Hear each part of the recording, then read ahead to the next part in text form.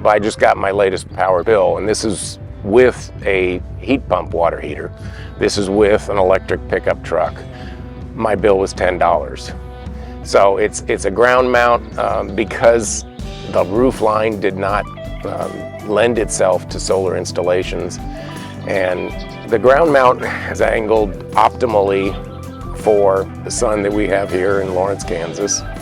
And thus far, it has been just quietly producing a lot of electricity for the last 3.5 years. And these solar panels will provide me with electricity, and I don't have to take care of them at all. This is as no maintenance as you can get.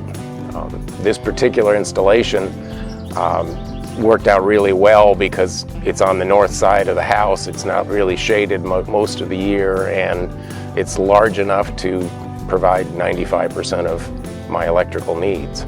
You know, when I was looking at the finances of it, everyone's, you know, when does the payback? I didn't look at it as a payback. When people are older and they're thinking about their long-term financial security, they want to have financial assets that deliver a dividend. This gives me effectively a 5.25% dividend in the electricity that it generates, because I'm going to use the electricity. So it looked like a nice diversification of my assets that was going to provide a dividend that I know is guaranteed for 25 years.